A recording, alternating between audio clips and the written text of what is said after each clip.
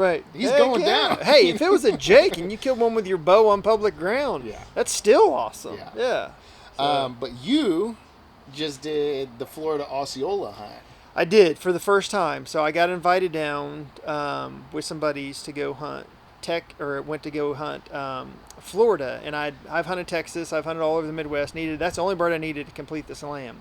And I was hunting with a good friend, and I got down there Tuesday night, and I'm hunting with an outfitter that has a ton of ground. I think he's got like 50,000 acres down there, and hunting a 30,000 acre private ranch. And I got in late Tuesday night, so I knew the outfitter just not really well, just kind of acquaintance more than anything. And so everybody else had a guide, and they were with a client and a guide. And then Matt, my friend, we went kind of on our own, and he works for Dirty's Outerwear, so it's a new kind of up and coming outdoor apparel company.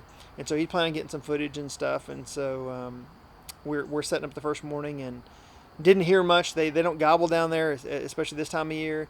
And did some tree yelping, and then saw 3 hens pitch down and a couple other hens, and then all of a sudden I see 2 birds kind of running to me, and I'm like, there's no way that this is going to happen within 10 minutes. And they come to like 10 yards, and what I thought was 2 jakes. One just had like a short beard of about 3 inches, and the other about 5 inches. I'm thinking the other one could have been like what we call like a super jake. And I'm like, man, mind you, I'm an outfitter too, so I'm like, man, I didn't even ask him if you can shoot a jake. And I'm like, I'm not going to shoot one.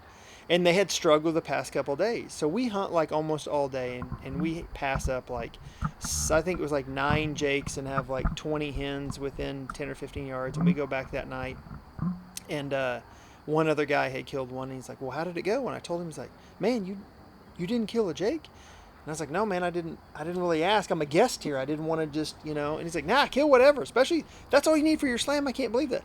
So the next day I tell Matt, and he films a lot. I'm like, hey, take your gun if these 2 birds come in. And I'm still on the fence of like, I don't know if I'm going to shoot a jake. And I've just had so much fun. That was like one of the best days. Like, I don't need to kill something to justify like the hunt being complete. I got to hang out with great friends, got to see the sunrise, saw gators. It was so much fun. Hunting an area I've never hunted before and dreamed about. Well, I told Matt, I was like, hey, take your gun. So the next morning, of course, the same 2 birds come in, and the one bigger tom's behind the tree, and I can't shoot. And he's like, can you see it? And I'm like, no.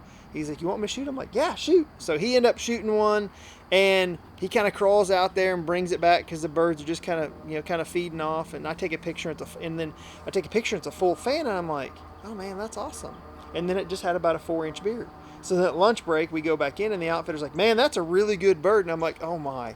I said the other bird that I passed yesterday was like a 6-inch beard, and he's like, So never got on any more birds, but Florida was everything that I thought it would be. It's really tough hunting. Where we were at was like the swamps, we're a little bit north of Orlando.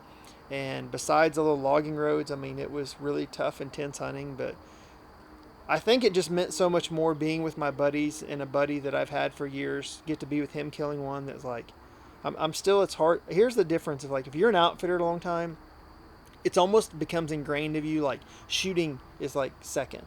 So even that first morning when they were coming in my mind, I'm literally thinking to myself, well, okay, well, if these birds, if there's no toms, he could bring some clients here to shoot one. That's just how we are. It's just in your mind. I was not thinking, when they were running in, I'm like, man, this is awesome. And then my mind goes like, oh crap, if I shoot a tom early and nobody else does, I'm just thinking like I'm being selfish. So in the end, I didn't end up killing one. I had so much fun, and I am going back next year, but that's all I needed. And literally, I could have filled the tag within the first 20 minutes, but getting to hunt with a buddy for 3 solid days was pretty awesome. Yeah.